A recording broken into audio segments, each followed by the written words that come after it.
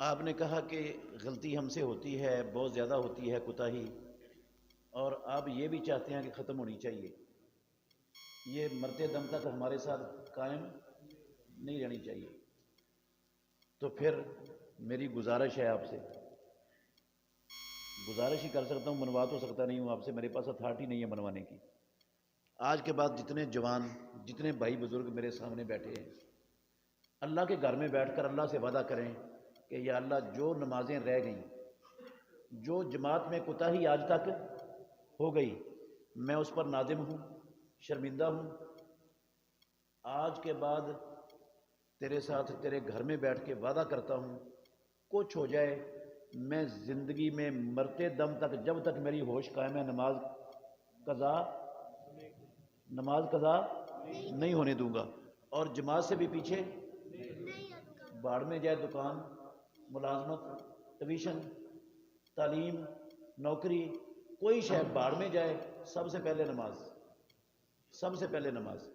اور یقین کیجئے اذان کے بعد اگر میں اپنی دکان کا شٹر ڈاؤن کر دوں گا، کاروبار روک دوں گا، ساری چیزیں چھوڑ دوں گا، تو میری روزی میں ایک لقمے کی بھی کمی نہیں آئے گی۔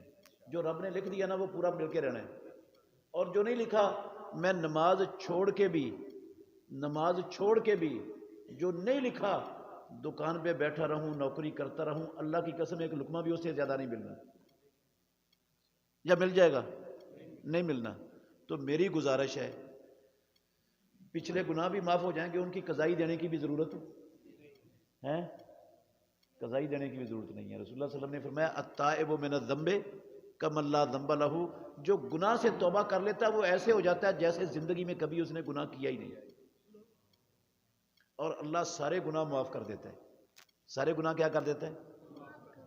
صرف معاف ہی نہیں کرتا، وہ گناہوں کو نیکیوں میں بھی تبدیل کر دیتا ہے۔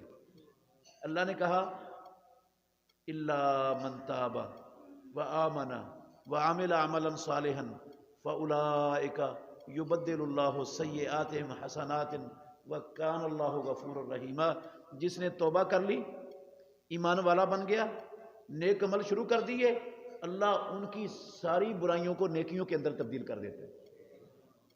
رب ہمارے گناہوں کو نیکیوں میں بدلنے کے لیے بھی تیار ہے، لیکن اس کے لیے میرے بھائیوں جو پکی اور سچی توبہ کرتا ہے، جو پکی اور سچی توبہ کرتا ہے، تو ہم میرے سامنے بیٹھنے والے بھائی اور بزرگ اگر پکی سچی توبہ کرتے ہیں، انشاءاللہ پچھلی گناہ معاف بھی ہو جائیں گے، نیکیوں میں بھی تبدیل ہو سکتے ہیں، اور آئندہ آج کے بعد انشاءاللہ الرحمن کوئی بندہ بھی جماعت سے پیچھے، ہم سے کوئی بندہ بھی جماعت سے پیچھے نہیں رہے گا، اور کچھ ہو جائے نماز قضا نہیں ہوگی۔ اللہ مجھے اور آپ کو سمجھنے کی، عمل کرنے کی توفیق عطا فرمائے، اسلام پر اور اسلام کے لیے زندہ رکھے، ہمیں 5 وقت کے بعد جماعت نماز پڑھنے والوں میں اللہ شامل فرما لے۔ جو ہماری غلطیاں، کمیاں، کوتاہیاں ہو گئی ہیں، پروردگار اپنے فضل سے وہ معاف کر دے۔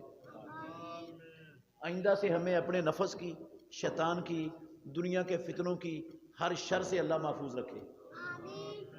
آخر دعوانا ان الحمدللہ رب العالمین۔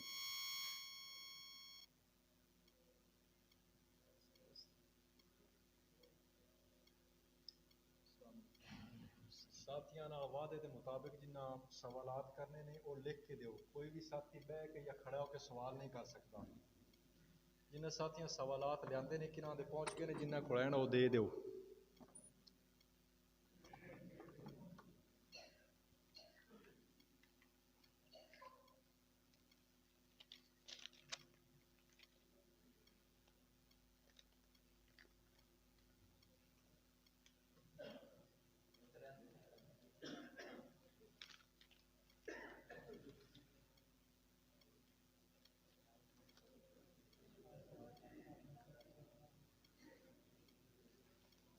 پہلے ساتھی دا سوال ہے جی، اگر ہمارے لیے پاکستان کا بننا اللہ کا احسان ہے تو یہ کیسا احسان ہے کہ یہاں حافظ سعید جیسے لوگوں کا قید و پابند کیا جاتا ہے، تو پھر پاکستان کے بننے کا کیا مقصد ہے؟ اچھا تھا کہ ہم ہند میں لڑتے مرتے۔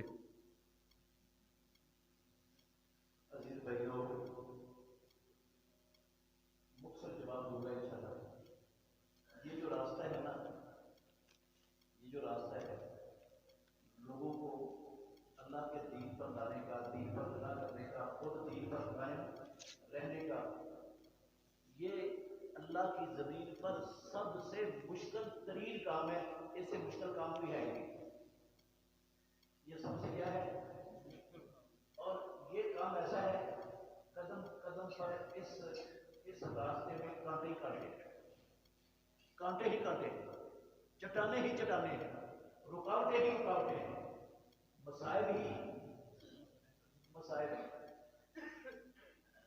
اچھا آپ صحیح، وہ بیچارے کیا ہے، محمد الرسول اللہ صلی اللہ علیہ وسلم، ایک حدیث میں سناؤں گا آپ کو، آپ نے فرمایا وَلَقَدْ أُوذِيتُ فِي اللَّهِ وَمَا أُوذِيَ أَحَدٌ، او لوگوں، او دنیا والوں، او محمد الرسول اللہ کا کلمہ پڑھنے والوں، مجھے محمد الرسول اللہ صلی اللہ علیہ وسلم کو اللہ کی راہ میں اتنی اذیتیں، اتنی تکلیفیں دی گئی ہیں، دنیا میں کائنات میں کسی کو اتنی تکلیفیں دی ہی نہیں۔ وَلَقَدْ أُخِفْتُ فِي اللَّهِ وَلَقَدْ أُخِفْتُ فِي اللَّهِ وَمَا أُخِفَ أَحَدٌ، اور مجھے اللہ کی راہ میں اتنا ڈرایا دھمکایا گیا ہے کہ کائنات میں دنیا کی تاریخ میں رب کی زمین پر اتنا ڈرایا دھمکایا کسی کو گیا ہی نہیں جتنا محمد الرسول اللہ کو ڈرایا دھمکایا۔ آپ نے قصور کیا کیا تھا؟ قصور کیا تھا رسول اللہ؟ نہ کسی کی حق تلفی کی، نہ کسی کو گالی دی، نہ کسی کے ساتھ لڑائی جھگڑا کیا، نہ کسی کا کوئی مال چھینا، کسی قسم کی کوئی زیادتی، اللہ کی قسم کسی کی ذات پر بھی نہیں محمد رسول اللہ کی، اس کے باوجود اتنی اذیت ہے کہ اللہ کے نبی کا فرمان سچ ہے کہ نہیں؟ جتنی اذیتیں آپ کو دنیا میں دی گئی، انسانوں میں سے کسی کو اتنی اذیتیں تکلیفیں ملی نہیں۔ اگر محمد رسول اللہ کو اذیتیں مل سکتی ہیں اور مکے میں مل سکتی ہیں، مکے میں جس خطے سے افضل خطہ آپ کی زمین پر ہے ہی نہیں، آسمان کے نیچے جس خطے سے افضل خطہ نہیں ہے، وہاں پر تکلیفیں، وہاں پر ایذائیں، وہاں پر ٹھنڈیاں اور مسائل کا اگر محمد رسول اللہ شکار ہو سکتے ہیں تو میرے بھائی آپ کے وارثوں نے بھی ہونا ہی ہونا ہے، آپ کے ورثاء نے بھی ہونا ہی ہونا، یہ راستہ ہی ایسا ہے، یہ راہ ہی ایسا ہے۔ صحابہ ابو بکر کو مارے پڑی کہ نہیں مکے میں؟ پڑی مار، کتنی مار پڑی؟ ابو بکر صدیق کو اتنی مار پڑی، اتنی مار پڑی، اتنی سزا ملی، راوی کہتے ہیں پتہ نہیں چلتا تھا یہ سر کا آگے والا حصہ پیچھے والا کون سا ہے، چہرے کا تو چہرے والا کون سا حصہ۔ جرم کیا تھا ابو بکر صدیق کا؟ لوگوں کو توحید کی دعوت دینا، اسلام پر کھڑا کرنا، اسلام کی دعوت پھیلانا، اسلام پر خود قائم رہنا، لوگوں کو جہنم سے بچانا، قسم اللہ کی یہ جرم تھا۔ جو بھی یہ کام کرے گا اذیتیں اس کے لیے ہیں۔ اچھا دور نہ جائیے، امام احمد بن حنبل رحمۃ اللہ علیہ، امام احمد بن حنبل رحمۃ اللہ علیہ، چلو ان کو اذیتیں دینے والے صحابہ کو اور محمد الرسول اللہ کو، وہ تو مشرک تھے، کافر تھے، اللہ کے دشمن تھے، امام احمد بن حنبل رحمۃ اللہ علیہ کو اتنی سزائیں ملی، اتنے کوڑے برسائے گئے، اور وہ برسانے والے کافر نہیں تھے، ہندو یہودی عیسائی کمیونسٹ بدھ مت مجوسی نہیں تھے، کون تھے؟ مسلمان خلیفے تھے۔ وہ راوی جو کوڑے مارنے والا ہے نا، اللہ کی قسم وہ کہتا ہے اگر اتنے کوڑے کسی حاکم کو پڑتے وہ بھی مر جاتا، اتنے کوڑے ہم اپنے کو پڑتے۔ جرم کیا تھا مدن حمل کا؟ اللہ رب العالمین کے دین پر قائم رہنا، لوگوں کو اللہ کے دین، سچا سچا دین اللہ کے بندوں تک کیا کرنا، پہنچانا، لوگوں سے جہنم، لوگوں کو جہنم سے بچانے کی کوشش کرنا، ان کو جو لوگوں نے اپنا دین بنایا تھا اس سے بچانا، یہ جرم تھا۔ شیخ الاسلام ابن تیمیہ رحمۃ اللہ علیہ، شیخ الاسلام ابن تیمیہ 7ویں صدی ہجری کے مجدد، انہوں نے کتنی تکلیفوں کری، جنازہ کا کہاں سے نکلا تھا، اتنی کتابیں لکھی ہیں، قسم اللہ کی نئے سرے سے اسلام کو دنیا میں متعارف کروایا، سچے اسلام کو۔ شیخ الاسلام ابن تیمیہ 7ویں صدی ہجری میں مر چکا تھا اسلام۔ تکلیفیں، یہ راستہ تکلیفوں والا ہے، اذیتوں والا ہے، مصیبتوں والا ہے، آنی ہے۔ جو بھی یہ کہا نہیں، ختم ہو گئی میری بات، کہا نہیں، وہ گھبرا گیا نا، رسول اللہ صلی اللہ علیہ وسلم پہلی وحی پر، بخاری کی حدیث ہے، کہا خدیجہ کو آ کر مجھے اپنی جان کا خطرہ ہے، مجھے اپنی، انہوں نے تسلی دی،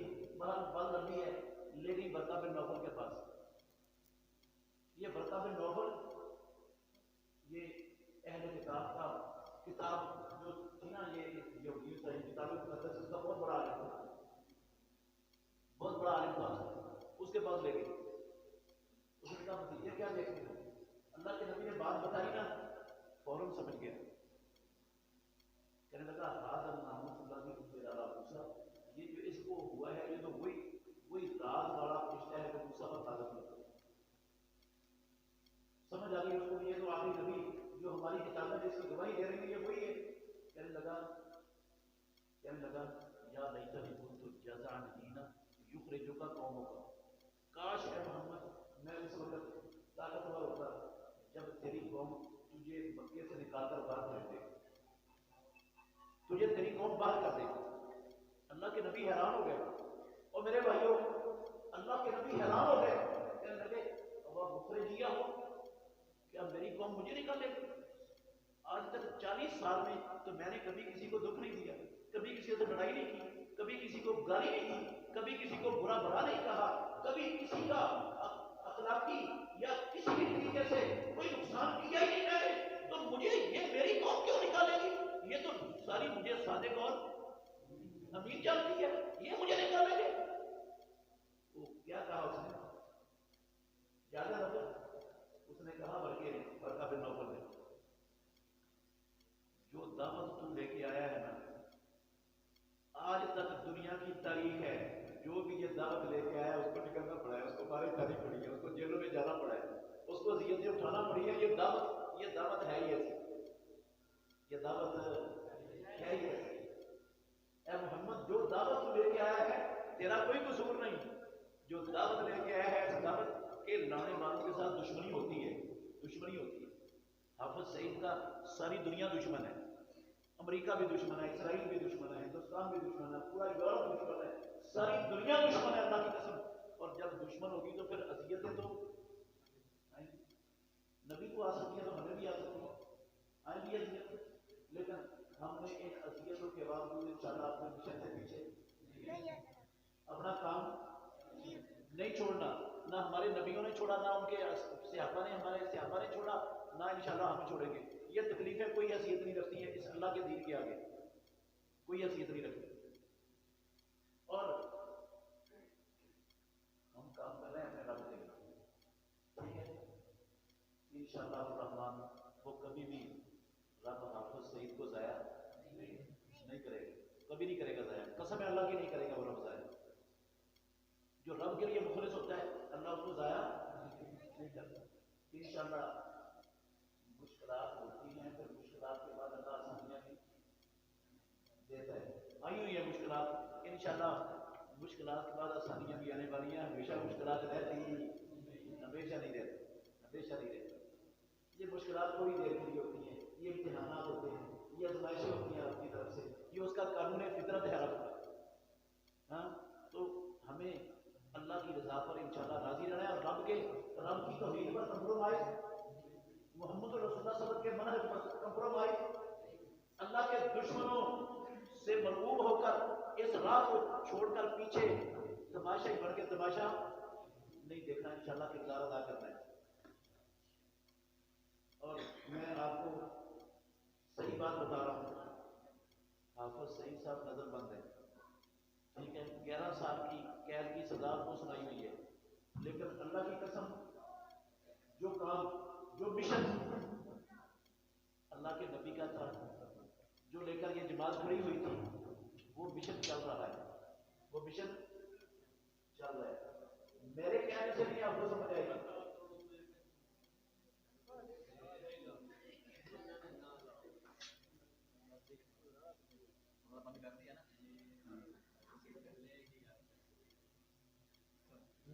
میرے کہنے سے اتنی سمجھ نہیں آئے گی، آپ پوچھنے جا کر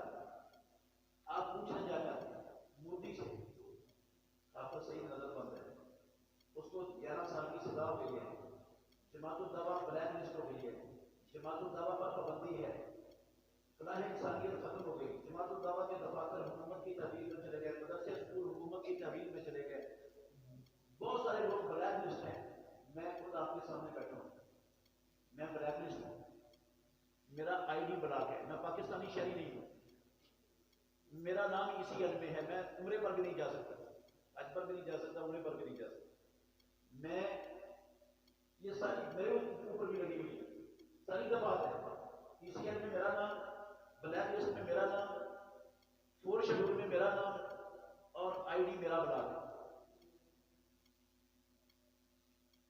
ان ساری چیزوں کے باوجود اللہ کے فضل سے یہ میں اکیلا نہیں ہوں، ایسے 20 لوگ ہیں جماعت کے جو اسی طرح کی چیزوں کے اندر پھنسائے ہوئے ہیں، لیکن کام اللہ کے فضل سے کتنا رکا ہے، نہ رکے گا، نہ رک سکتا ہے اس کام کو روکنے والا پیدا اللہ کی قسم کوئی نہیں ہوا نہ ہوگا۔ یہ میری بات نہیں ہے، یہ بات ہے مدینے والے امام محمد رسول اللہ کی۔ ایک حدیث سنا کے ختم ہوگی بات میری، میرے پیغمبر نے کہا، مسلم شریف کی حدیث ہے، لا تزال طائفۃ من امتی یقاتلون علی الحق، میری امت کی ایک جماعت ہمیشہ حق پر اللہ کے دشمنوں سے لڑتی ہی رہے گی، لا یضرهم من خذلهم، جو ان کو چھوڑ دے گا وہ ان کا کچھ بگاڑ نہیں سکے گا، جو ان کی مخالفت کرے گا وہ بھی ان کا کچھ بگاڑ نہیں سکے گا، حتیٰ یاد یا اللہ، حتیٰ کہ اللہ کا فیصلہ آ جائے گا۔ یہ رسول اللہ صلی اللہ علیہ وسلم کی مسلم شریف کی حدیث ہے، سچ ہوگی کہ نہیں؟ ہمیں فخر ہے، آفت سعید کی سزا پر اللہ کی قسم فخر ہے، اپنے بلیک لسٹ ہونے پر فخر ہے کہ ہمارے عمل سے اللہ کے دشمنوں کو کیا ہو رہی ہے، تکلیف ہو رہی ہے، پریشان ہے، ساری دنیا کفر نمائندہ سمجھ رہی ہے مسلمان امت کا، اسلام کا، کس کو؟ آفت سعید کو۔ وہ کہتے ہیں اصل اسلام کا نمائندہ یہ ہے دنیا میں، اس کی تھوڑی تھا ساری دنیا کو۔ یہ پریشانی والی بات ہے یا خوشی والی بات ہے؟ یہ خوشی والی بات ہے کہ اللہ کے دشمن پریشان ہیں، غائب ہیں، اور انشاءاللہ ان مشکلات میں بھی کام جاری و ساری ہے، کرنا نہیں ہے، جاری و ساری ہے، اللہ کے بندے، جاری و ساری ہے، اندر بھی جاری ہے، ادھر بھی جاری ہے، فریز نہیں ہے، جاری ہے، لیکن صرف خبریں فریز ہیں، خبریں فریز ہیں بھائی جان، کام جاری ہے، اللہ کے گھر میں بیٹھا ہوں، کام نہیں فریز ہوا، خبریں فریز ہوئی ہیں۔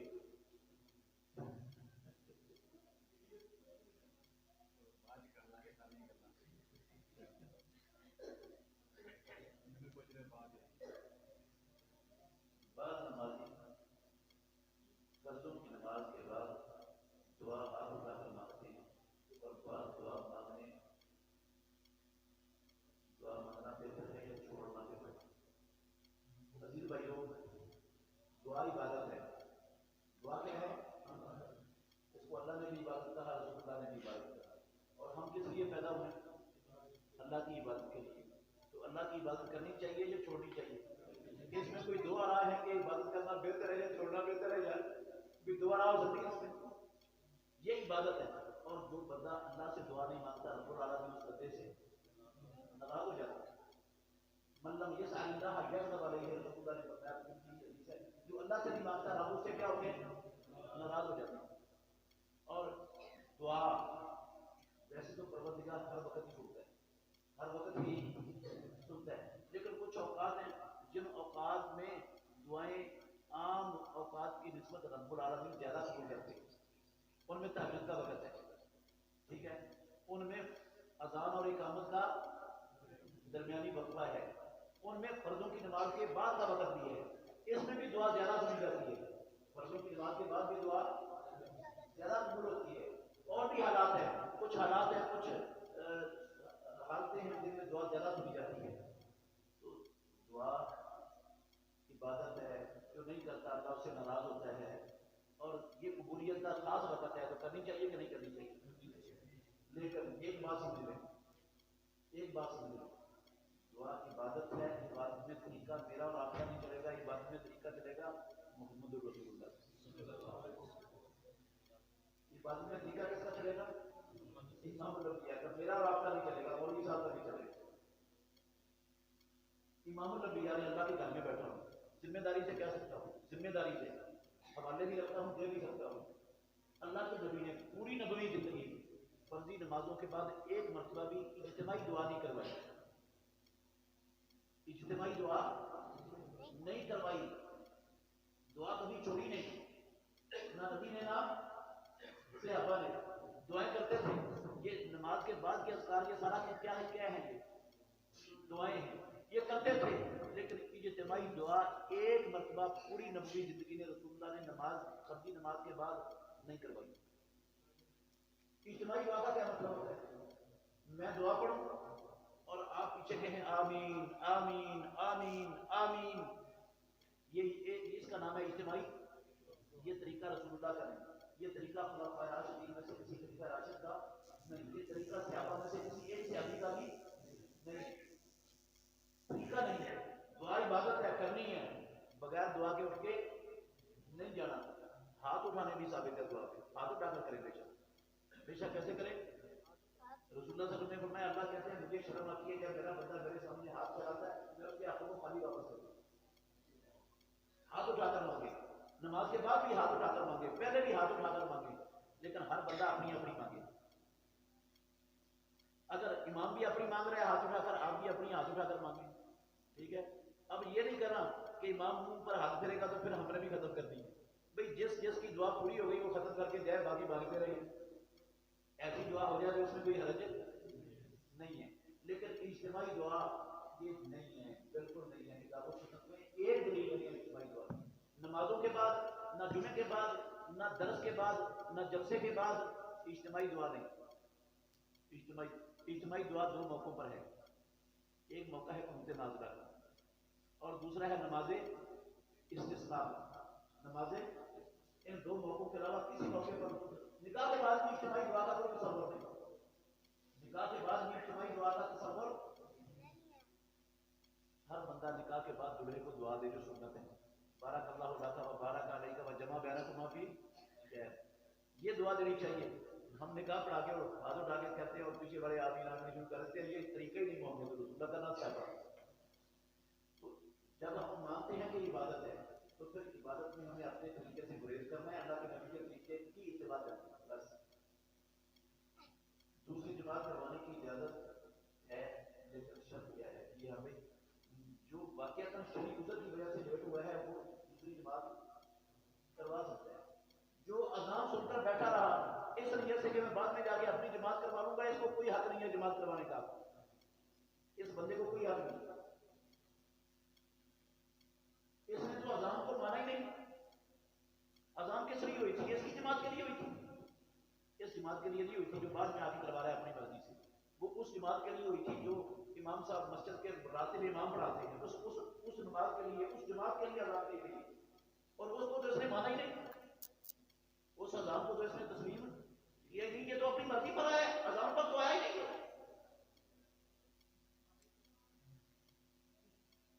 مسجد میں داخل ہو کر جو ٹوپیاں پڑی ہوتی ہیں انہیں اٹھا کر سر پہ لینا چاہیے یا نہیں؟ عزیز بھائیوں نہیں، یہ طریقہ نہیں ہے ہمارے اسلاف، یہ طریقہ ہمارے اسلاف کا نہیں ہے۔ جو طریقہ ہے نا اسلاف کا وہ اپنانا چاہیے، نبی کا بھی طریقہ وہ ہے، ہمارے اسلاف کا بھی طریقہ وہ ہے۔ وہ کیا ہے؟ ہر وقت بندے کے سر پہ کوئی نہ کوئی چیز ہونی چاہیے، بندے کا سر ڈھکا ہونا چاہیے۔ بندے کا سر کیا ہونا چاہیے؟ باب الانبیاء بہت کم زندگی میں ننگے سر دیکھے گئے ہیں، بہت کم۔ اکثر معمول پیارے پیغمبر کا سر کو ڈھانپ کے رکھنا، گھر میں بھی، بازار میں بھی، مسجد میں بھی، ہر جگہ پر سر ڈھانپنا بہت زیادہ معمول ہے۔ اور ہم ہر خطبے میں سنتے ہیں خیر الہدی ہدی محمد صلی اللہ علیہ وسلم، طریقوں میں سے سب سے بہتر طریقہ محمد رسول اللہ صلی اللہ علیہ وسلم کا ہے۔ تو جب اللہ کے نبی کا طریقہ سب سے بہتر ہے تو وہ تو سر ڈھانپ کے رکھنے والا طریقہ تھا۔ ہمیں نماز میں بھی، گھر میں بھی، بازار میں بھی، ہر جگہ پر، دفتر میں بھی، جہاں بھی ہو سر ڈھانپ کے رکھنا چاہیے، کوئی نہ کوئی چیز سر بھی ہونی چاہیے، ٹوپی ہو، پگڑی ہو، سامہ رکھ لے۔ ننگے سر رہنا یہ معمول نہیں تھا محمد رسول اللہ، نہ یہ معمول تھا صحابہ رضوان اللہ علیہ مجمعین کا۔ یہ ننگے سے رہنے کا معمول ہے، یہ انگریزوں کی طرف سے آیا ہمارے پاس، یا نبی کا صحابہ کا طریقہ چھوڑ کر ہم انگریزوں کا کلچر بنائیں، اچھے لگتے ہیں۔ اول جماعت کے بعد دوسری جماعت کرنا جائز ہے یا نہیں؟ وضاحت ہو گئی ہے۔ جو نماز پڑھنے کے لیے بالکل دل ہی نہیں کرتا تو کیا کرنا چاہیے؟ بھائی جس بھائی کا دل ہی نہ کرتا اس کو سب سے پہلے تو یہ جو لا الہ الا اللہ وحدہ لا شریک لہ لہ الملک و لہ الحمد وہو علی کل شیء قدیر، یہ کلمہ ہے اس کو 100 مرتبہ صبح کو گر کر پڑھنا چاہیے اور 100 مرتبہ شام کو پڑھنا چاہیے. جس کا دل نہیں نہ کرتا اس کے دل کے اوپر شیطان مسلط ہے. اس کے دل پر کون مسلط ہے؟ شیطان مسلط ہے. تو یہ جو دعا ہے نا یہ شیطان سے بندے کو قلعہ بند کر دیتا ہے. جو بندہ 100 مرتبہ پڑھتا ہے شیطان سے کیا ہو جاتا ہے؟ قلعہ بند ہو جاتا ہے. شیطان سے محفوظ ہو جاتا ہے. شیطان پھر اس پر تسلط نہیں رکھ سکتا. تو جب شیطان کے تسلط سے آزاد ہو جائے گا شیطان نماز پڑھنے کو دے چلے. ابھی شیطان نے روکا ہوا ہے اس کو نماز پڑھنے سے.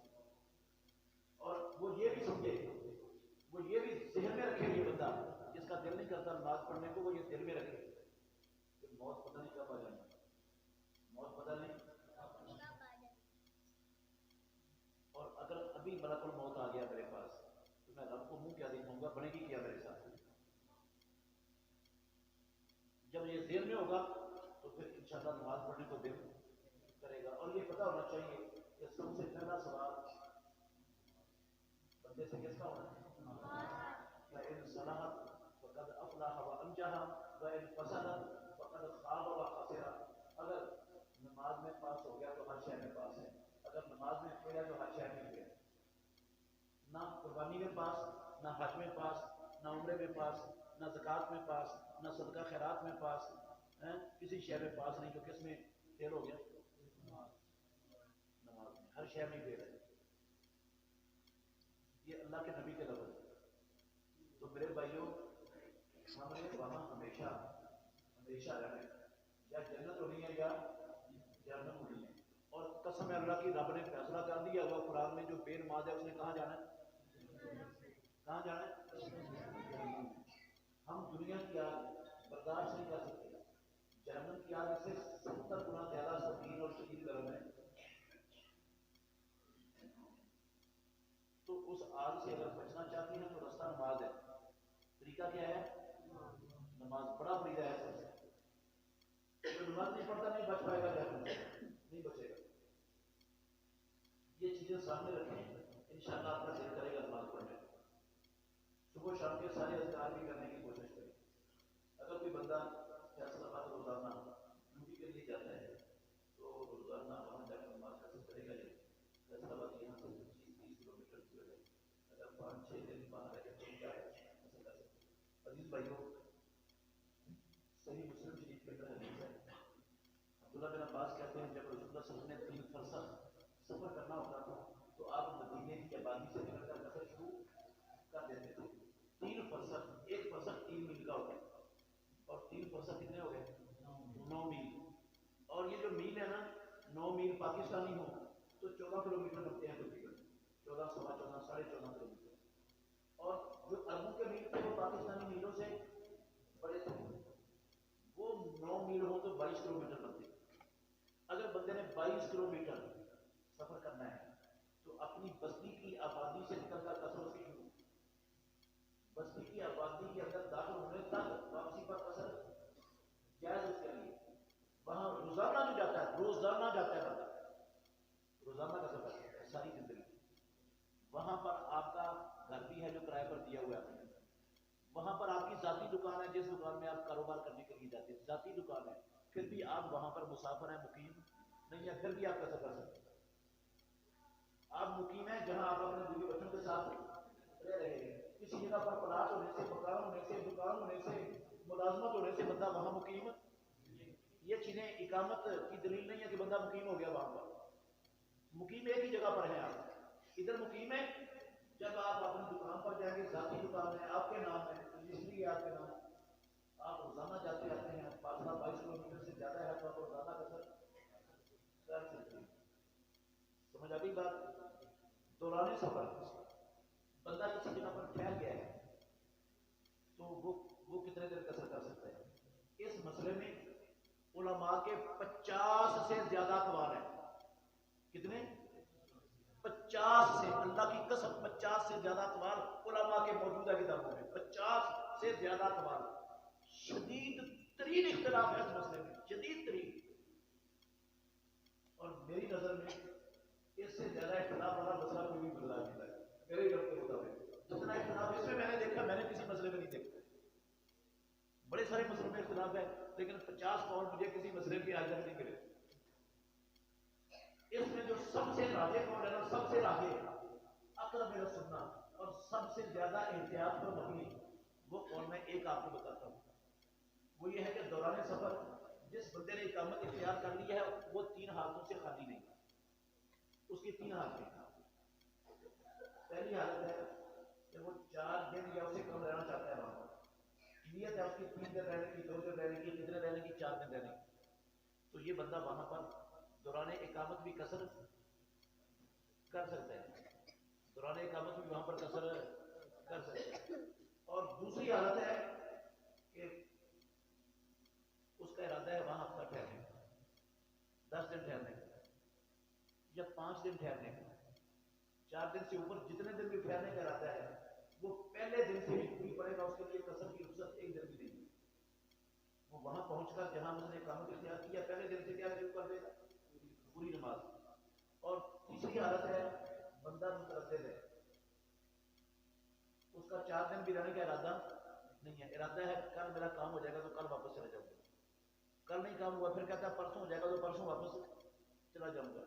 روزانہ ایسے کوئی نہ کوئی رکاوٹ بڑھتی جاتی ہے، وہ لیٹ ہوتا جا رہا ہے۔ ایسی صورت میں زیادہ سے زیادہ 19 دن تک قصر کر سکتا ہے، 19 دن کے بعد متردد بھی پوری نماز پڑھے گا۔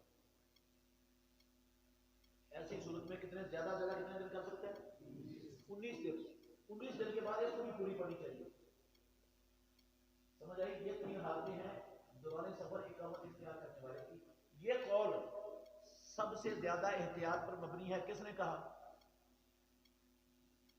یہ قول سب سے زیادہ احتیاط والا قول ہے۔ یہ جو لفظ میں نے کہے یہ لفظ تھے شیخ بن باز رحمۃ اللہ علیہ کے، انہوں نے کہا یہ سب سے زیادہ احتیاط والا قول ہے، اور یہ قول سب سے زیادہ سنت کے قریب ہے۔ یہ لفظ ہیں حافظ عبد المنان نور پوری رحمۃ اللہ علیہ، حافظ عبد المنان نور پوری رحمۃ اللہ علیہ، وہ کہتے ہیں سب سے زیادہ سنت کے قریب یہ بڑا قول ہے۔ دوران سفر اقامت اختیار کرنے والے کی 3 حالتیں ہیں، 4 دن یا ایسے کم رہنا تو قصر کر سکتے ہیں، 4 دن سے زیادہ رہنا پہلے دن سے پوری پڑے گا، متردد ہے تو 19 دن تک قصر ہو سکتی ہے، 19 دن کے بعد وہ بھی پوری پڑے گی۔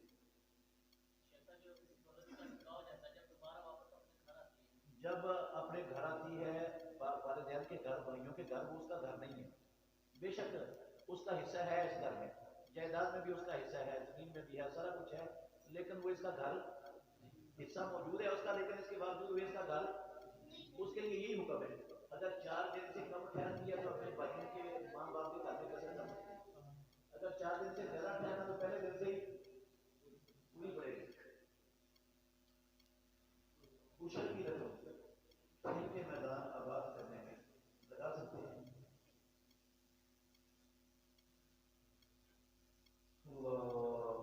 عزیز بھائیوں، اشر اور زکوٰۃ رب العالمین نے اس کے 8 مصارف خود مقرر کیے، رب العالمین نے خود مقرر کیے، کتنے مصارف؟ 8۔ سورہ توبہ کی آیت نمبر 60، سورہ توبہ کی آیت نمبر، وہ آپ خود بھی پڑھ لینا جا کر۔ اور یہ جو 8 مصارف ہیں رب العالمین نے کلمہ حسر سے بیان کیے۔ کلمہ حسر کا مطلب ہے صرف اور صرف زکوٰۃ اور عشر پر لگ سکتا ہے، ان کے علاوہ کسی جگہ پر زکوٰۃ اور عشر صرف نہیں ہوتا۔ ان میں کھیل کے میدان ان 8 مصارف میں نہیں، ان 8 مصارف میں مسجد بھی نہیں ہے، ان 8 مصارف میں عیدگاہ بھی، ان 8 مصارف میں قبرستان کی 4 دیواری بھی نہیں ہے۔ بالکل ان جگہوں پر عشر دینے سے، زکوٰۃ دینے سے زکوٰۃ کوئی نہیں ادا ہوئی، نہ عشر ادا ہوئی، ادا ہی نہیں ہوا، عشر زکوٰۃ بھی ادا نہیں ہوئی،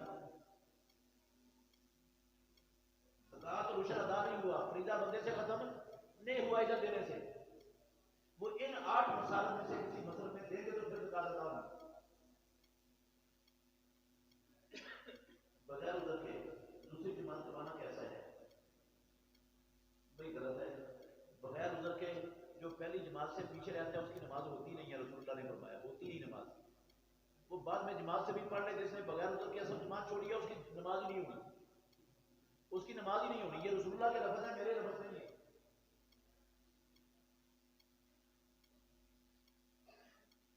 ایک وہ بندہ جس نے زندگی میں عربی کے ساتھ 10 قرآن ختم کر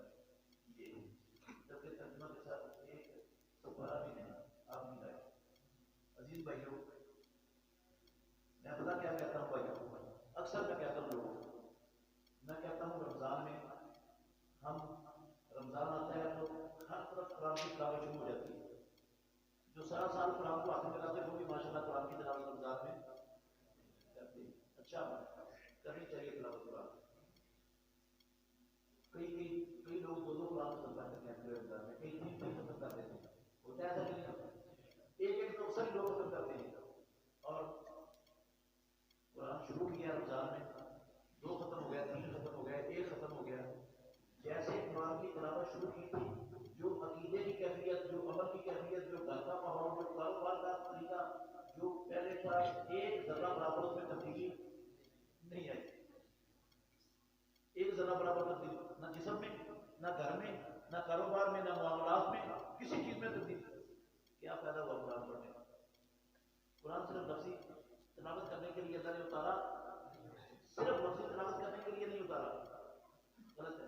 میں بھائیوں کو کہتا ہوں آپ رمضان میں 30 پارے پڑھیں، اس سے بہتر ہے کہ آپ پورے رمضان میں قرآن مجید کی 30 آیتیں سمجھ کر پڑھ لیں اور 30 آیتوں پر عمل کر لیں، قسم ہے اللہ کی 100 مرتبہ قرآن ختم کرنے سے افضل ہے۔ 30 آیتیں پڑھ لیں، روزانہ ایک آیت پڑھیں سمجھ کر، اور ساتھ میں اس پر کیا شروع کر دیں؟ عمل۔ یہ 10 مرتبہ قرآن ختم کرنے سے رمضان میں افضل ہو جائے۔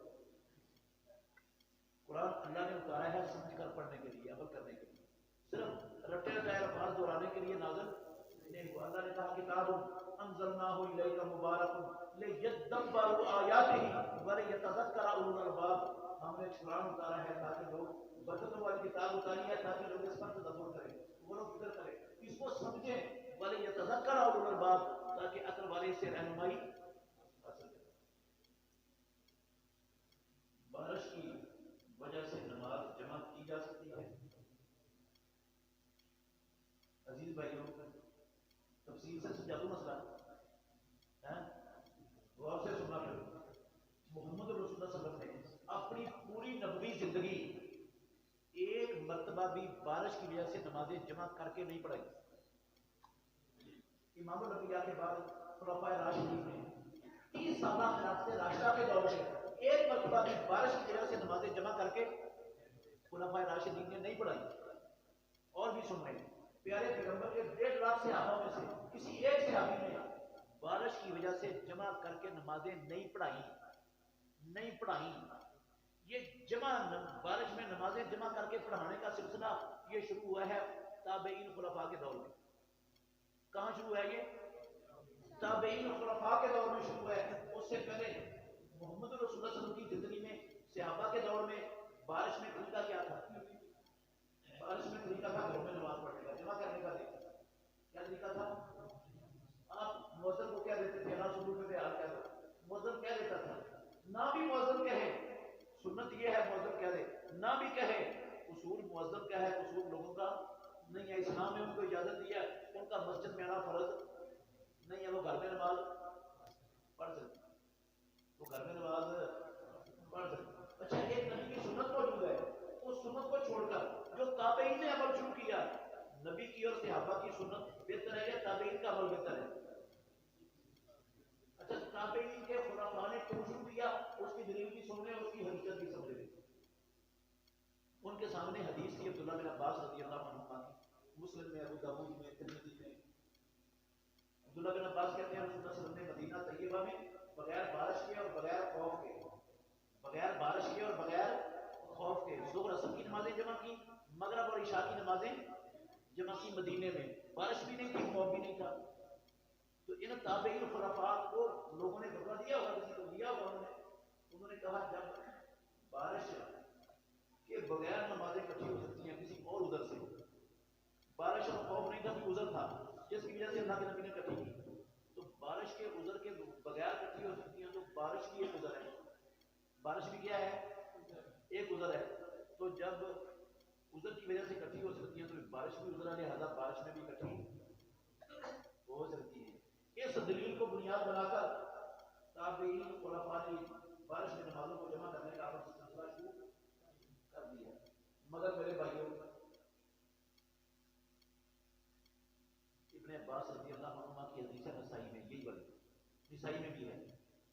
اضافہ ہے، حسن درجے کی حدیث ہے وہ، اس میں یہ ہے کہ رسول اللہ صلی اللہ علیہ وسلم نے ظہر کی نماز کو مؤخر کر دیا، اثر کو مقدم کر دیا، ظہر کی نماز آخری ٹائم میں پڑھی اور عصر کی نماز اول ٹائم میں پڑھی، ظہر کی نماز پڑھ کے فارغ ہوئے تو ظہر کا وقت ختم ہو گیا، عصر کا شروع ہو گیا، اور ساتھ ہی عصر کی نماز پڑھ لی، کٹھی بھی ہو گئی اور اپنے اپنے ٹائم پر بھی ہو گئی، ان کو کہتے ہیں جمع سوری، صورتاً جمع، حقیقت میں اپنے اپنے ٹائم پر ہے لیکن صورتاً کیا ہے دونوں جمع ہے، جمع سوری کہتے ہیں۔ یہ جو رسول اللہ صلی اللہ علیہ وسلم نے کیا ہے نا، سنن نسائی کی روایت کے مطابق یہ جمع سوری کی ہے، جمع تقدیم یا تاخیر نہیں کی، کون سی جمع کی ہے؟ سوری۔ تو جمع سوری اگر کوئی امام کروا دے ایسی صورت میں تو اس کے لیے تو دلیل بن جائے گی یہ، لیکن جمع تقدیم کی دلیل یہ بھی نہیں بنتی، جمع مگر اگر آپ دونوں پڑھ لو اس کی دلیل کوئی نہیں بنتی، یہ جمع سوری کی بن جائے گی، اور جمع سوری کی گنجائش نکل آئے گی تابعین نے اگر جمع سوری کیا تو ٹھیک ہے، اگر جمع تقدیم کیا تو وہ بھی اس دلیل سے نکلتا کوئی نہیں نکلتا، جمع سوری کا نکلتا۔ چوتھی، صرف نماز پڑھتے وقت سر پہ کی جا سکتی ہے نہیں بھائی، نماز پڑھتے وقت بھی رکھیں اور نماز کے علاوہ بھی رکھیں، میں نے پہلے بتایا صرف نماز کے ساتھ خاص کرنا غلط ہے، صرف نماز کے ساتھ خاص کرنا یہ طریقہ نہیں ہے، نہ رسول اللہ صلی اللہ علیہ وسلم کا نہ صحابہ۔ فرضوں کی نماز میں تکبیر بعض دوری پڑھتے ہیں اور بعض سنگل گزار فرماتے ہیں، ہاں بھائی اگر اذان سنگل ہے نا تو اقامت سنگل ہی کرنی ہے، اذان سنگل ہے تو اقامت سنگل ہی کرنی ہے، اور اگر اذان دوری ہے، اذان دوری کا مطلب ہے اشہد ان لا الہ الا اللہ و اشہد ان محمد رسول اللہ 4 بار پڑھنا، یہ دوری اذان ہوتی ہے۔ جب یہ اذان پڑھنی ہے تو پھر اقامت دوری پڑھنی ہے، اس لیے کہ جو اذان تھی حضرت بلال رضی اللہ عنہ کی وہ سنگل تھی اور ان کی اقامت بھی سنگل سکھائی ہوئی تھی، جو اذان تھی ابو محذورہ رضی اللہ عنہ کی وہ ڈبل اذان تھی، دوری اذان تھی، اور وہ ابو محذورہ جو اقامت کہتے تھے وہ اقامت بھی کیا تھی؟ ڈبل تھی۔ اب بعض لوگوں نے بلال رضی اللہ عنہ کی اذان لے لی اور اقامت لے لی کس کی؟ ابو محذورہ کی، دونوں کو جوڑ لیا، یہ طریقہ ہی غلط ہے، نہ نبی کے دور میں تھا نہ صحابہ کے دور میں تھا۔ جب بلال کی اذان ہوتی تھی تو بلال والی اقامت ہوتی تھی، جب ابو محذورہ والی اذان ہوتی تھی تو ابو محذورہ والی اقامت ہوتی تھی، تو ایسے ہونا چاہیے۔ حضرت محمد صلی اللہ علیہ وسلم نے امامے کے ساتھ نماز پڑھی ہے یا نہیں، اور کیا امامہ کے بغیر نماز ہو سکتی ہے؟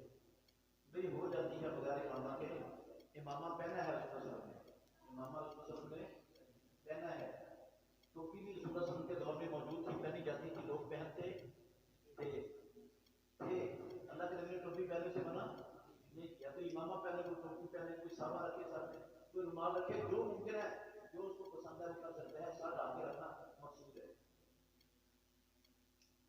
اصل کے فرضوں کے بعد نفل عبادت ہو سکتی ہے؟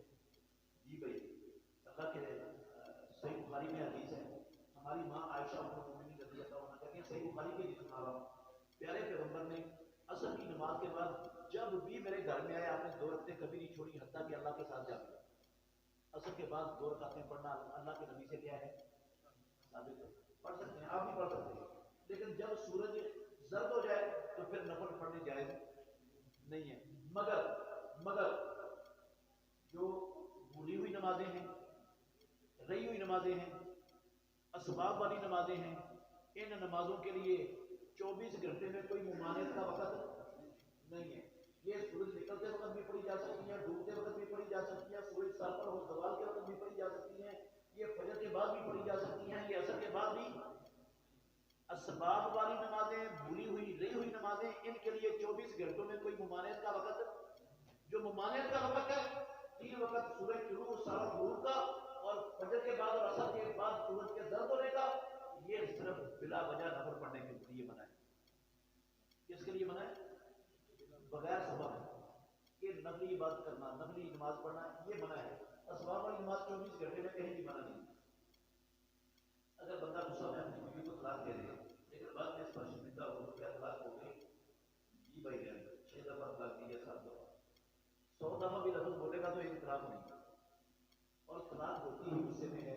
کوئی بندہ پیار میں طلاق کوئی نہیں دیتا، پیار میں اب کوئی غصے میں طلاق دے دیتا، غصہ دو طرح کا ہوتا ہے. ایک غصہ وہ ہوتا ہے جس غصے میں بندے کی عقل پر پردہ پڑ جاتا ہے, بندے کو پتہ نہیں ہوتا میں لفظ بول کیا رہا اور کس کو بول رہا ہوں. وہ ماں سامنے ہے, بیوی ہے, بہن ہے, بیٹی ہے, وہ غصہ اتنا چڑھا ہوا ہے, ہمارے کو کہتا جا تجھے طلاق طلاق, ماں کہتا تجھے طلاق, بیٹی کو کہتا تجھے طلاق. ایسا غصہ ہے نا, ایسے غصے میں کہے ہوئے لفظ سے طلاق کوئی نہیں ہوتی, اس کی عقل ہی کام نہیں کر رہی. اور اگر بیوی بھی موجود ہے, بیٹی بھی موجود ہے, ماں بھی موجود ہے, بہن بھی ہے, کسی کو طلاق نہیں کہتا ہے, کسی کو طلاق کہتا ہے, پھر کہتا ہے میں تو غصے میں کہا تھا. غصے میں ادھر کیوں نہیں کہا, ادھر کیوں کہا ہے؟ اگر کام کر رہی تھی تو ادھر کہا ہے نا. یہ غصے میں طلاق ہو جاتی ہے, یہ غصے میں طلاق ہو جاتی ہے. اور ایک ہوئی ہے آپ عزت کے اندر اندر اس کے ساتھ شروع کر سکتے ہیں. اور یہ جو ہے نا عزت کے اندر اندر شروع ہو گئی تو ساری زندگی یہ طلاق ہم ہوتی رہی ہے. ایک موقع ختم ہو گیا, اللہ نے 2 موقع دیے طلاق کے بعد شروع کے, ایک موقع ختم ہو گیا, پھر زندگی میں 10 سال بعد لڑائی ہوئی, پھر اس نے طلاق کا لفظ استعمال کر دیا. یہ کون سی طلاق ہے؟ یہ دوسری طلاق ہے. اس دوسری طلاق کے بعد بھی شروع ہو سکتی ہے. 2 مرتبہ شروع کر لی زندگی میں, پھر کسی موڑ پر 50 سال بعد کہا طلاق. یہ کون سی طلاق ہے؟ یہ تیسری طلاق ہے. اس کے بعد وہ عورت اس پر حرام ہوگی. اب نہ رجوع ہو سکتا ہے, نہ عزت کے بعد نکاح ہو سکتا ہے, کچھ بھی نہیں ہو سکتا, ختم ہوگا, پھر ختم. اسلام میں جو سب سے پہلی بات جو یاد رکھیں, طلاق کوئی پسندیدہ چیز نہیں ہے. طلاق کا سٹیپ سب سے پہلا نہیں ہے. اگر بیوی بد اخلاق ہے, بد کردار ہے, نافرمان ہے, ٹھیک ہے, اس نے گھر کو جہنم بنا دیا ہے, سکون کی بجائے جہنم, اس کا حل طلاق نہیں ہے. سب سے پہلا حل ہے اس کو نصیحت کرو, واضح کرو, سمجھاؤ. اگر سمجھا کے آپ کہتے ہیں اس کو نصیحت اثر نہیں کرتی تو دوسرا سٹیپ اللہ نے دیا ہے, اس سے اپنے بستر کو علیحدہ کرو. بستر علیحدہ کرنے سے سمجھ آ گئی ہے تو ٹھیک ہے, نہیں سمجھ آئی تو تیسرا سٹیپ طلاق نہیں ہے, تیسرا سٹیپ ہے کیا کرو, مارو. لیکن مارنا اتنا نہیں ہے کہ اس کی ہڈی پسلی توڑنی ہے یا سر پھوڑنا ہے. اتنا مارنا ہے کہ چوٹ لگے اس کو لیکن نشان نہ پڑے جسم پر. مارنے سے بھی اس کی اصلاح نہیں ہوئی. پھر اگلا حل کیا ہے, اس کے خاندان اور ان کے خاندان, دونوں کے خاندانوں کے بڑے بیچ میں بیٹھ کر مسئلہ سلجھا دیں. پھر بھی نہیں سلجھا تو سب سے آخری حل اللہ نے کیا رکھا ہے, جب طلاق کی نوبت آ ہی گئی ہے تو طلاق دینی کیسے ہے؟ حیض کی حالت میں طلاق نہیں دینی, گناہ ہے. حیض کی حالت میں طلاق نہیں دینی گناہ ہے. اور ایسے طہر میں بھی طلاق نہیں دینی جس طہر میں میاں بیوی پہلے مل چکے, اس میں بھی نہیں دینی, وہ بھی حرام ہے. ایسے طہر میں طلاق دینا حرام ہے جس طہر میں میاں بیوی مل چکے ہیں آپس میں, نہیں طلاق دینی چاہیے. اسلام میں مذاق ہے کتاب اللہ کا, کتاب اللہ کا مذاق ہے یہ. حیض کی حالت میں بھی جائز نہیں اور ایسے طہر میں بھی جائز نہیں جس طہر میں میاں بیوی مل چکے ہوں. اور ایک سے زیادہ مرتبہ بھی لفظ طلاق کہنا حلال اور جائز نہیں ہے. ایک سے زیادہ دفعہ طلاق کا لفظ بولنا بھی حلال اور جائز نہیں ہے. طلاق کی نوبت آئی نہیں ہے تو انتظار کرنا ہے ایسے طہر کا جس طہر میں ملاقات میاں بیوی کی, اس طہر میں ایک مرتبہ لفظ طلاق کہنا طلاق ہوگی. اس کے بعد دوسری اور تیسری طلاق کی ضرورت یہ حماقت ہے. اس کے بعد دوسری تیسری طلاق کی ضرورت نہیں. 3 حیض اس کی عزت ہے. جس دن اس کے تیسرا حیض مکمل ہو جائے گا عورت آزاد ہے. اس کا دوسری جگہ پر ایک طلاق کے ساتھ ہی کیا ہو سکتا ہے, نکاح ہو سکتا ہے. اور اگر پہلے خامن سے شروع کی نوبت آتی ہے عزت پورا ہونے کے بعد تو پہلے خامن سے بھی نئے سرے سے نکاح ہو سکتا ہے, دوسری جگہ بھی ہو سکتا ہے. یہ جو سمجھ گیا نا لوگ کہ جب تک 3 طلاقیں پوری نہ ہو آگے نکاح نہیں ہو سکتا, یہ حماقت اور جہالت کی انتہا ہے. یہ اسلام میں اس کا کہیں نام و نشان بھی نہیں ہے. ان چیزوں کا اگر جماعت ہو رہی ہو اور بعد میں آنے والے کے لیے سلام کرنا فرض ہے یا نہیں, بھائی سلام کرنا جائز ہے, فرض نہیں ہے, جائز ہے. اگر بندہ مسجد میں آتا ہے, جماعت ہو رہی ہے تو سلام کر سکتا ہے. سنن ابو داؤد میں حدیث ہے کتاب الصلاۃ باب رد السلام فی الصلاۃ. حضرت بلال رضی اللہ عنہ کو پوچھا کسی نے کہ رسول اللہ صلی اللہ علیہ وسلم نماز پڑھا رہے ہوتے تھے اور کوئی سلام کہتا تھا تو آپ جواب کیسے دیتے تھے؟ بلال کہتے ہیں کانا یشیرو بیدہ, رسول اللہ صلی اللہ علیہ وسلم اپنے ہاتھ کا اشارہ کر دیتے تھے. اگر سلام کہنا غلط ہوتا، منع ہوتا، ناجائز ہوتا نمازیوں کو، تو اللہ کے نبی ہاتھ کے اشارے سے جواب دیتے یا روک دیتے ہو؟ روک دیتے۔ جب اللہ کے نبی نے روکا نہیں سلام کہنے سے، جواب دیا، اس کا مطلب ہے سلام کہنا کیا ہے؟ جائز ہے۔ عقیقہ کے بارے میں مسائل کرنے، اگر والدین غریب ہوں تو کیا ہوگا؟ عزیز بھائیوں، عقیقہ فرض ہے، فرض، صرف سنت نہیں ہے، صرف سنت نہیں ہے، فرض ہے۔ اس لیے فرض ہے کہ پیارے پیغمبر نے حکم دیا ہے، آپ نے فرمایا احریقوا عنہ دمن واغیثوا عنہ الاذى، مولود کی طرف سے خون بہاؤ، اور اللہ کے نبی جس چیز کا حکم دے دے وہ کام کرنا کیا ہو جاتا ہے؟ فرض ہو جاتا ہے، فرض ہو جاتا ہے۔ تو عقیقہ کرنا فرض ہے۔ بچے کی طرف سے 2 بھیڑ بکری قسم کے جانور اور بچی کی طرف سے 1 بھیڑ بکری قسم کا جانور 7ویں دن ذبح کرنا ہے۔ کون سے دن کرنا ہے؟ 7ویں دن۔ ایسے نہیں ہے پاس قبضہ اٹھا کے ذبح کر لو، 7ویں دن کرنا ہے، 7ویں دن کرنا ہے، 7ویں دن کے اندر اندر نہیں، نہ 7ویں دن کے بعد بلا بلا مؤخر کرنا ہے، کسی کے انتظار میں نہیں، 7ویں دن کرنا ہے۔ پیسے نہیں ہے، قرض اٹھا کے کر دو، عقیقہ کرنا ہے۔ اگر عقیقہ نہیں کرو گے تو بچہ گروی رہے گا، گروی چھٹے گی، گروی چھٹے گی نہیں۔ آپ کا 10 لاکھ کا مکان ہے، آپ نے لاکھ روپیہ کسی سے اٹھا کر اپنی ضرورت کے لیے اس کو گروی رکھا ہوا ہے مکان کو، وہ دن گزر گئی، تاریخ گزر گئی، اب گروی چھڑائیں گے کہ نہیں؟ یا لاکھ میں دے دیں گے 10 لاکھ بڑا مکان چھڑوائیں گے؟ یار جس طرح آپ اپنا مکان چھڑاتے ہیں نا، یہ بچہ آپ کی نعمت ہے، اللہ نے اتنی بڑی نعمت دی ہے، اس نعمت پر 2 یار بکرے ہی مشکل ہو گئے۔ رب کی نعمت کا شکر ادا کرنے کے لیے 2 بکرے نہیں بتا دے سکتا، ہر شے کر لیتا ہے، اور جب سنت پر عمل کرنا ہوتا ہے تو پھر کئی مشغولیاں اور کئی باتیں بنا کے کھڑا ہو جاتا ہے۔ عقیقہ بھیڑ بکری قسم کے جانور کا ہوتا ہے، بڑے جانور کا عقیقہ نہیں ہوتا۔ تصور نہیں ہے اسلام میں بڑے جانور کے عقیقے کا، نہ گائے کا نہ اونٹ کا عقیقہ نہیں ہے، صرف بھیڑ بکری قسم کے جانور کا ہے۔ اور عقیقے کے بھیڑ بکری قسم کے جانوروں میں قربانی والی ایک شرط بھی ضروری نہیں، کھیرا بھی لگ جاتا ہے، سیب کا بھی لگ جاتا ہے، کان کٹا بھی لگ جاتا ہے، مذکر بھی لگ جاتا ہے، مؤنث بھی لگ جاتا ہے، ہر قسم کا لگ جاتا ہے، اس کے لیے قربانی والی کوئی شرط بھی ضروری نہیں ہے۔ اور عقیقے کا گوشت، عقیقے کا گوشت، اس کا حکم قربانی والے گوشت کا نہیں ہے، اس کا حکم قربانی والے گوشت کا، قربانی کے گوشت میں سے صدقہ کرنا فرض ہے بندے پر، صدقہ کرنا کیا ہے؟ فرض ہے۔ اگر قربانی کے گوشت سے صدقہ نہیں کرتا تو قربانی کوئی نہیں ہے۔ اللہ نے بھی صدقہ کرنے کا حکم دیا ہے، رسول اللہ نے بھی قربانی کے گوشت سے صدقہ کرنے کا حکم دیا ہے۔ سارے کا سارا گھر میں گوشت کھا لے، کوئی قربانی شربانی نہیں ہوئی، نہیں کھا سکتا، کچھ نہ کچھ صدقہ کرنا پڑے گا، جتنا زیادہ کر دے گا اتنا زیادہ جو ثواب ملے گا، جتنا کم کرے گا اتنا کم ثواب ملے گا۔ اچھا،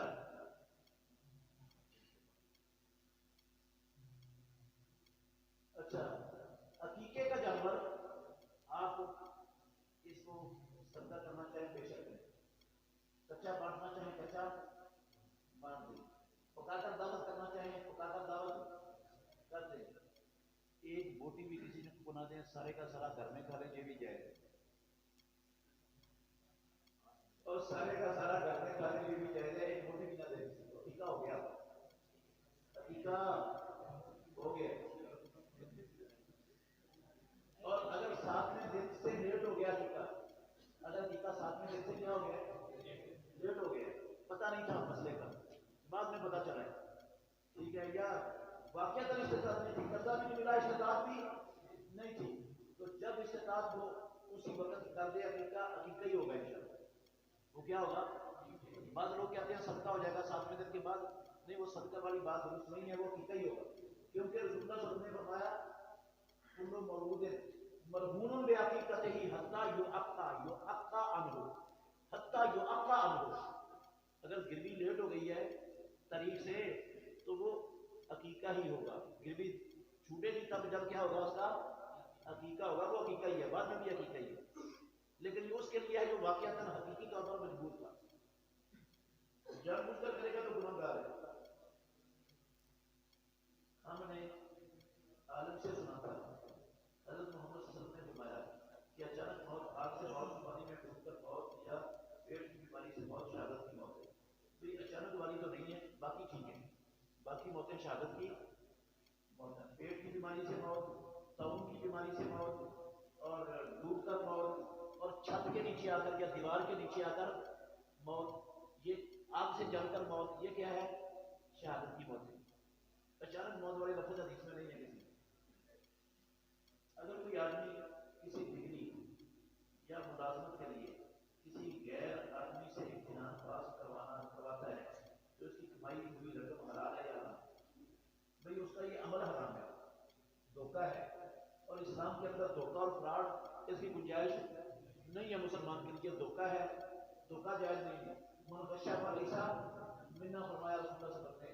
البتہ اگر وہ اس طرح دھوکہ دہی سے امتحان کسی سے دلوا کر یا جو ہے رشوت دے کر نوکری حاصل کر لیتا ہے، سفارش کے ذریعے نوکری حاصل کر لیتا ہے، سند 2 نمبر ہے اس کی، پیسے دے کر لی ہوئی ہے، امتحان دیا ہی نہیں ہے، تو عمل وہ جس نوکری پر لگا ہوا ہے وہ نوکری کا صحیح معنوں میں حق ادا کر رہا ہے، صحیح معنوں میں حق ادا کر رہا ہے، مہارت اس کے اندر ہے، حق ادا ہو رہا ہے اس کا، تو اس کی تنخواہ کو ہم حرام نہیں کہہ سکتے، لیکن اس کا وہ پہلا بڑا فعل حرام ہے۔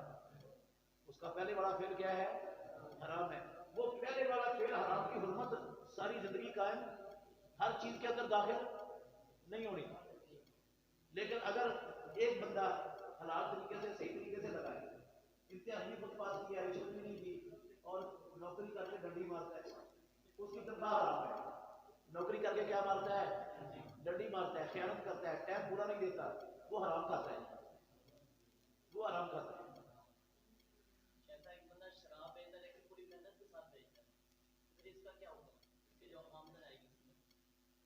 وہ حرام ہے، وہ کام حرام، شراب بنانا حرام۔ ایک بندہ وہ دھوکہ حرام تھا، لیکن کام تو وہ ٹیچر بنا ہوا، وہ ٹیچری حرام کام نہیں کر رہا۔ شراب کو آپ ٹیچری پر قیاس نہیں کر سکتے۔